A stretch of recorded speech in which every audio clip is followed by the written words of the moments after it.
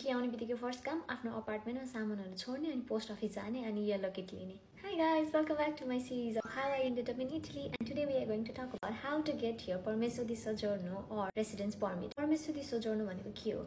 It is a residence permit. हाम्रो visa भनेको 1 इयरको लागि मात्र भ्यालिड हुन्छ. त्यो भिसा हुँदा हुँदै पनि हामीले permesso di soggiorno लिनुपर्छ अनि अरु इयरहरुको लागि चाहिँ हामीले एभ्री इयर चाहिँ रिन्यू गर्दै जानुपर्छ.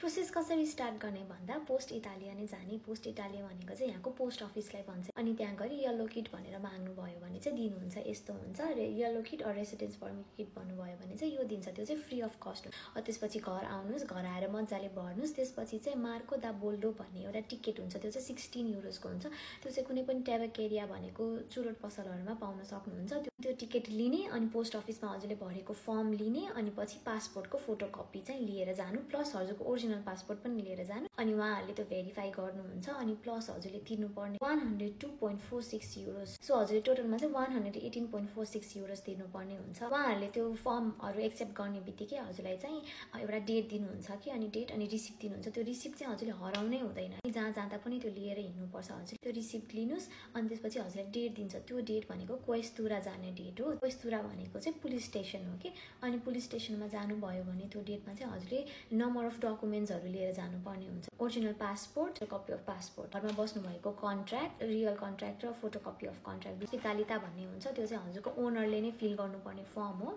हजुरको युनिभर्सिटीमा इनरोल भएको पेपर. त्यसपछि एकदम इम्पोर्टेन्ट भनेको चाहिँ हेल्थ इन्स्योरेन्स हो. हजुरको हेल्थ इन्स्योरेन्सको एन्ड डेट नै हजुरको परमिसो दि सोजोर्नोको चाहिँ एन्ड डेट हुन्छ. सो हजुरले त्यही अनुसार लिन सक्नुहुन्छ. फर्स्ट इयरमा आउँदाखेरि त हाम्रो ट्राभल इन्स्योरेन्स हुन्छ, त्यही नै एक्सेप्ट हुन्छ. सेकेन्ड इयरमा चाहिँ हजुरले यहीँको इटालीको हेल्थ इन्स्योरेन्स लिनुभयो हुन्छ. सबै भरिसकेपछि चाहिँ हजुरहरूको फिङ्गरप्रिन्ट, ह्यान्ड प्रिन्टहरू सबै लिन्छ अनि त्यसपछि हजुरलाई घर फर्किन भन्छ. त्यसपछि you will get a message email नभए हजुरले वेबसाइटमा गएर चाहिँ चेक गर्न सक्नुहुन्छ हजुरको रेडी भएको छ कि छैन भनेर. अनि जब रेडी हुन्छ तब टाइम स्लटमा बोलाएको हुन्छ. त्यो टाइम स्लटमा जाने अनि क्लिक गरे आउने अनि यु विल गेट यो परमिसो दि सोजोर्नो. अनि परमिसो दि सोजोर्नो या रेसिडेन्स परमिट पाइसकेपछि रेसिडेन्सा कार्ता भन्ने अप्लाई गर्न मिल्छ. रेसिडेन्सा कार्ता भनेपछि चाहिँ हजुरलाई एउटा डेजिनेटेड डक्टर दिएको हुन्छ कि त्यो चाहिँ फ्री अफ कस्ट हुन्छ. उहाँसँग इमर्जेन्सी या केही हुँदाखेरि जान मिल्यो हैन. त्यसपछि हजुरले कार्ता दि आइडेन्टिटी पनि अप्लाई गर्न मिल्छ. त्यो भनेको चाहिँ हजुरलाई यहीँको सिटिजन हुन मन छ, यहाँको लङ टर्म पिआरहरू पाउन मन छ भने चाहिँ त्यो पनि बनाउनु पर्ने हुन्छ. त्यो चाहिँ पछिको कुरा हो. Thank you so much for watching. Hope this helped. Comment down below if you want to know about anything else. Bye.